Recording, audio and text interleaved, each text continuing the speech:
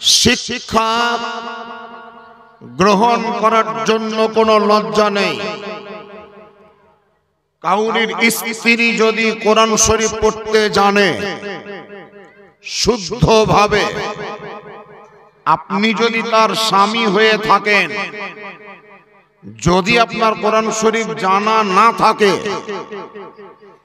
তাহলে বিধান বলছে কাউরির কাছে না গেলেও আপনি নিজের স্ত্রীর কাছ থেকেই শিক্ষা গ্রহণ করেন। পোতা যদি শিক্ষিত হয়, দাদু যদি না জানে, দাদুর উচিত পোতার কাছ থেকেই শিক্ষা গ্রহণ করা। যারা মাঠে রাখালি করে, ভাবিয়েন না যে তাদের কাছ থেকে শিক্ষা পাওয়া যাবে না। যারা জমিতে চাষি হয়ে চাষ করে, ভাবিয়েন না যে তাদের কাছে বিদ্যা পাওয়া যাবে না। আমার ভিতরে যে বিদ্যা আছে হয়তো একজন চাষির কাছে নাই, কিন্তু এটাও তো বাস্তব যে চাষির কাছে যে বিদ্যা আছে সেই বিদ্যাটা আমার কাছে নাই। এই কারণে আমি যখন কলেজে পড়তাম, কলেজের যিনি প্রিন্সিপাল তিনি সহ প্রফেসর যারা, ছাত্র ছাত্রী তো দূরের কথা, প্রফেসর থেকে প্রিন্সিপাল পর্যন্ত আমাকে লেউদাউ করতেন না, লেনদেন করতেন। কারণ ওনাদের মধ্যে সে বিবেক ছিল যে যদিও ইনি আমাদের বর্তমানে ছাত্র, আমাদের কাছ থেকে তিনি শিক্ষা গ্রহণ করছেন, কিন্তু এমন শিক্ষাই তিনি শিক্ষিত যে শিক্ষা আমাদের কাছে নেই। অতএব আমার ডিপার্টমেন্টে আমি যেমন বড়, ঠিক তেমন ওনার ডিপার্টমেন্টে উনিও বড়। অতএব মানি সম্মানী ব্যক্তিদের কাজই হলো বড়দের শ্রদ্ধা করা, বয়সের নয়, বিদ্যার শ্রদ্ধা করা।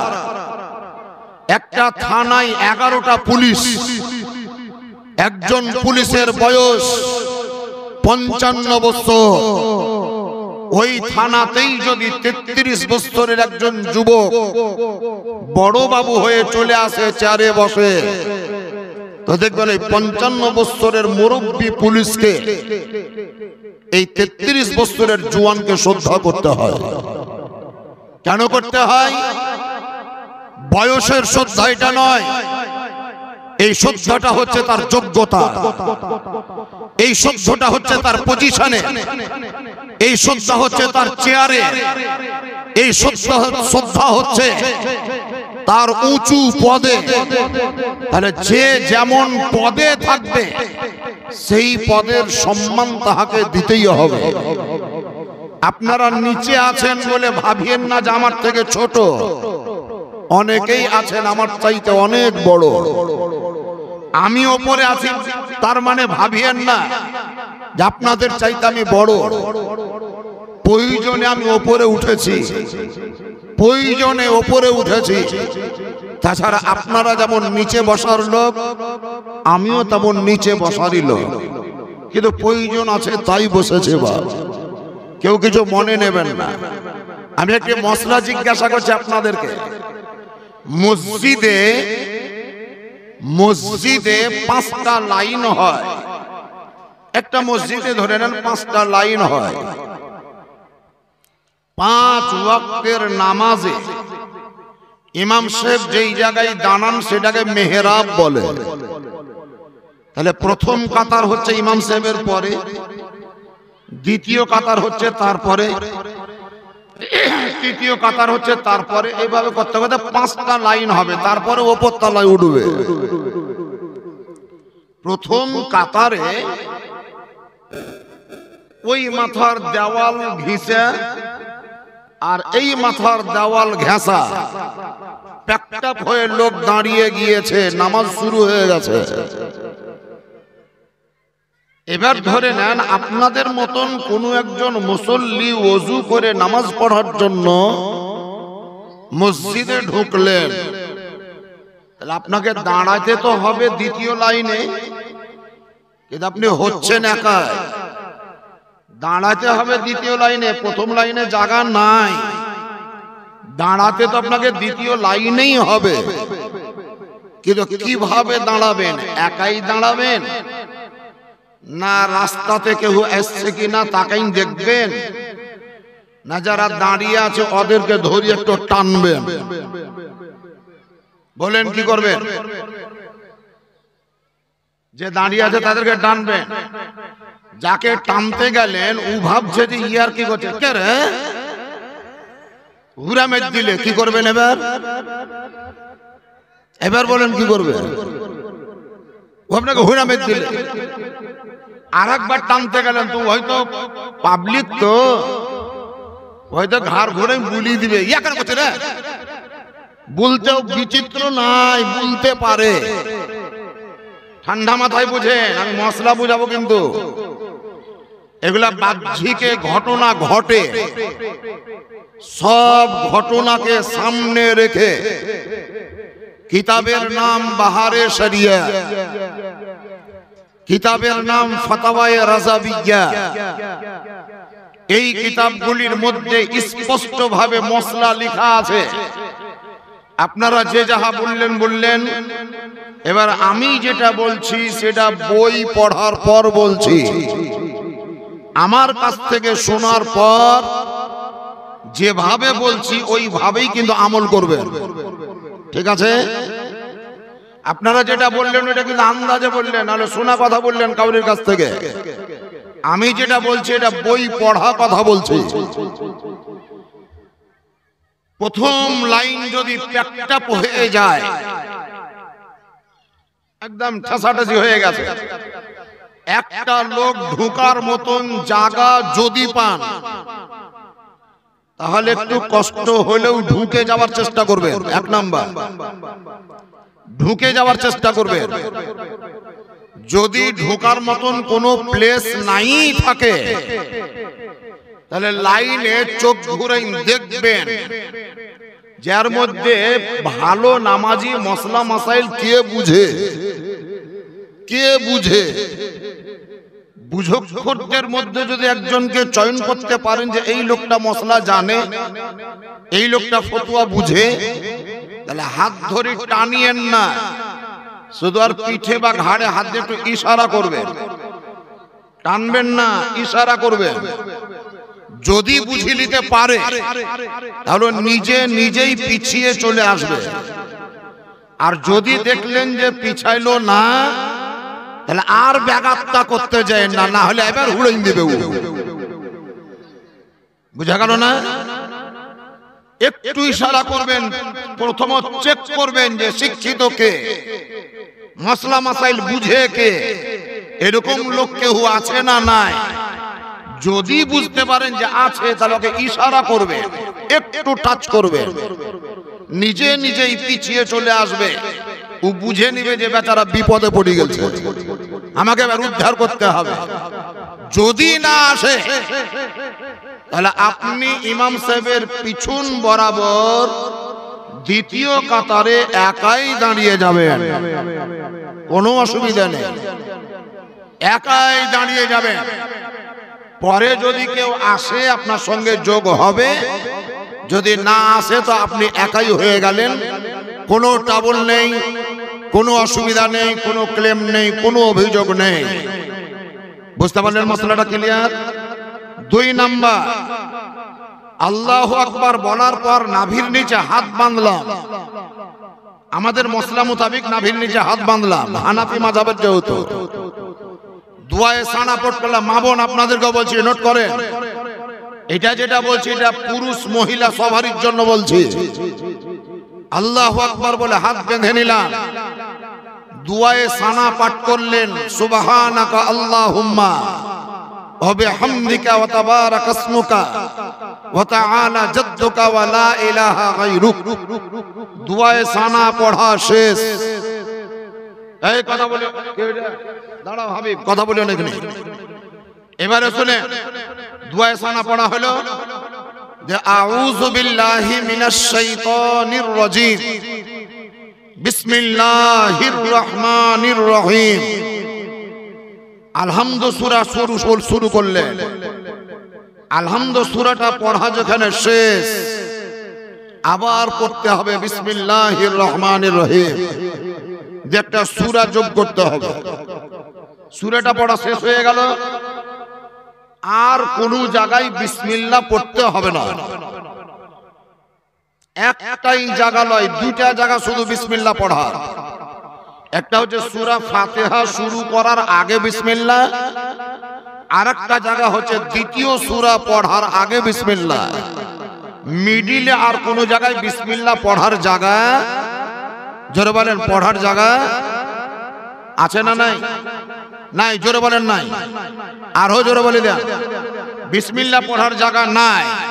কিন্তু এমন একজন নামাজি হাঁটুতে হাত দিয়ে সুবহানা রব্বিয়াল আযীম বলার আগে ওর ব্রেন বলছে যে বিসমিল্লাহ পড়া ভালো, এই হিসাবে বিসমিল্লাহ পড়ার পর সুবহানা রব্বিয়াল আযীম বলছে। যদি সুবহানা রব্বিল আযীম বলার আগে কোন নামাজি বিসমিল্লাহ পড়ে, আপনাদের মধ্যেও যদি কেউ পড়ে, বলেন ওই ব্যক্তির নামাজ হবে না হবে না? জানা আছে কাউরির? জানা নাই? নোট করে রাখে, উত্তর আমি দেব। 2 নাম্বার, 4 রাকাত নামাজের নিয়ত করে, মা বোনদেরকেও বলছি আপনাদেরও দরকার, 4 রাকাত নামাজের নিয়ত করে মিডিলে একবার বসতে হয় 2 রাকাতের পর। ওই বসে বসে আত্তাহিয়াত পড়তে হয়।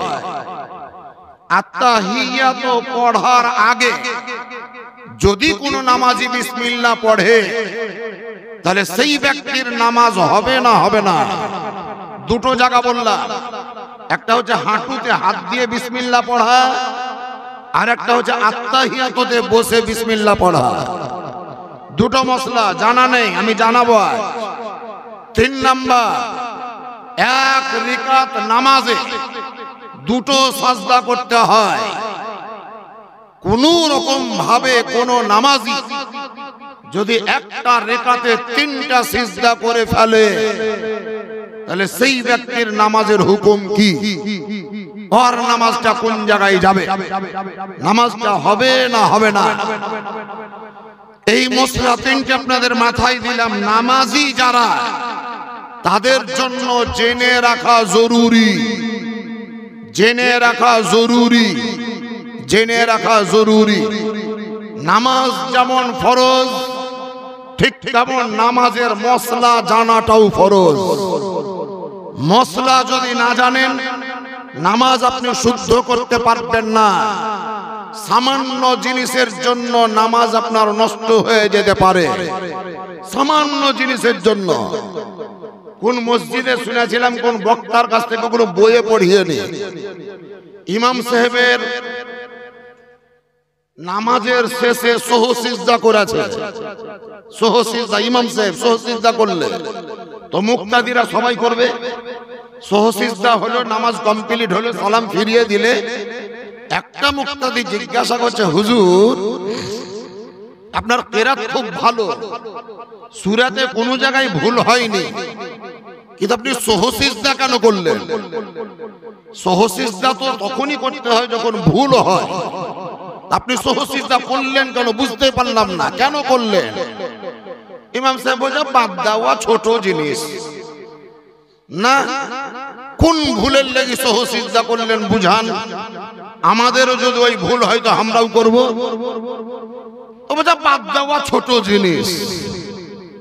আবার চাপ দিয়ে জিজ্ঞাসা করে, বলতে হবে আপনাকে, তাহলে বাদ দাও গো, ও সামান্য জিনিস। শেষ বেলায় যখন 2-4টা মুসল্লিদের চেপি ধরে নিলে, তখন বলছে যে বাপ, অত চাপাচাপি করি যখন সোধেছ তো শুনো, খুব আওয়াজ হয়নি, তবে ফুস করে একটু হাওয়া বের ছিল, হাওয়া এই লেগে সহসিজদা করলাম। আচ্ছা বলেন তো, ফুস করে যদি আস্তে হাওয়া কাহুরির বাহির হয়, এতে সহসিজদা করলে নামাজ হবে না? গোটাই না ওযু করে আবার নামাজ পড়তে হবে? কি করতে হবে? তাহলে ওর ভিতরে ইলম নাই কিন্তু ইমাম। বিদ্যা নাই কিন্তু ইমাম। এই কারণে মসজিদের ইমাম এমন বাছাই করতে হয়, এমন যাচাই করতে হয় যারা প্রকৃতপক্ষে নামাজের মসলা বুঝে, নামাজের আরকান আহকাম জানে এবং যার ভিতরে আল্লাহর ভয় থাকবে, সেই ব্যক্তি ইমামের যোগ্য হবে, যোগ্যতা রাখে। যদি আল্লাহর ভয় না থাকে তাহলে ভিতর ভিতর মেলা ভুল করবে আর সহচিন্তাও করবে না, আপনাদের কাছ থেকে মান সম্মান বাঁচাবে। এমনকি অনেক সময় ফজরের সময় উঠি তাড়াহুড়া করি মুসল্লিদের কাছ থেকে মান বাঁচাবার জন্য, চাকরি বাঁচাবার জন্য, দেখা যাবে ওযুই করেনি নামাজ পড়ে দিয়েছে, এমনও হতে পারে। যার জন্য ইমাম নিখুঁত হওয়া চায়, নির্ভুল হওয়া চায়, নির্ভেজাল হওয়া চায়। খাশিয়াতে ইলাহি, খাউফে খোদা যার ভিতরে থাকবে এরকম ব্যক্তিকে ইমাম চয়ন করুন। তাতে বেতন যদি 10,000 লাগে আপত্তি করিয়েন না, 15,000 লাগে আপত্তি করিয়েন না। আপনি এককভাবে একটা মেয়েকে পড়াচ্ছেন মিডিয়াম স্কুলে, মাসে 7,000 টাকা খরচ করতে পারছেন। গোটা গ্রাম মিলে একটা যোগ্য ইমাম রেখে 15,000 টাকা বেতনকে আমরা দিতে পারবো না?